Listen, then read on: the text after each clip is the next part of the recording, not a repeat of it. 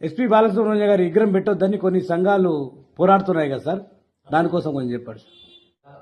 ఇప్పుడు తెలంగాణ రాష్ట్రం ఏర్పడ్డ తర్వాత తెలంగాణలో అన్ని వర్గాలకు అన్ని కులాలకు రాజ్యాధికారంలో కానీ విద్యా ఉద్యోగ రంగాల్లో కానీ నామినేటెడ్ పదవులలో కానీ బడ్జెట్లో కానీ వాటా ఎంత ఇచ్చిండ్రు, ఎందుకు ఇవ్వకపోతే ప్రభుత్వం ఎందుకు ఇవ్వటం లేదు, బీఆర్ఎస్ ఎందుకు ఇవ్వలేదు, కాంగ్రెస్ పార్టీ ఎందుకు ఇవ్వటం లేదని ప్రభుత్వానికి వ్యతిరేకంగా పోరాటం చేయాల్సింది పోయి ఈ విగ్రహాల గురించి లేకపోతే ఈ తెలంగాణ సంస్కృతి గురించి ఈ పక్కదారులు పట్టించే అంశాలన్నీ మాట్లాడటం వల్ల ఏం ఉపయోగం ఉంది? భారతదేశమే ఒక పెద్ద విశాలమైనటువంటి దేశము, దాంట్లో ఒక రాష్ట్రము ఉంటుంది.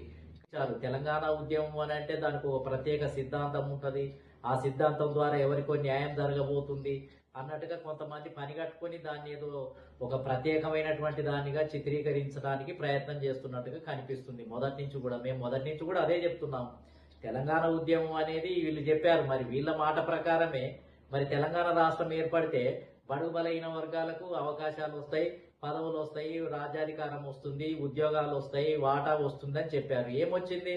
మళ్ళీ అగ్రవర్ణాలే పరిపాలిస్తున్నాయి కదా. వాళ్ళు చెప్పిందంతా కూడా ఫెయిల్ అయిపోయింది కదా. తెలంగాణ వాదము సపరేట్ రాష్ట్రం అయితే సరిహద్దులు ఏర్పడ్డాయి, కానీ మిగిలిన మార్పులు ఏం జరిగాయి తెలంగాణలో ఇటువరకు రెడ్డి వర్గము, వెలమ వర్గాలు, కమ్మ వర్గాలు పరిపాలించేది. ఇప్పుడు ఒక కమ్మ వర్గాన్ని మినాయిస్తే మిగిలిన రెండు శూద్రాగ్ర కులాలు ఈ గతంలో వెలమ వర్గం నాయకత్వంలో 10 సంవత్సరాలు పరిపాలించింది. ఇప్పుడు మళ్ళీ రెడ్డి వర్గము మళ్ళీ పరిపాలన మొదలు పెట్టింది.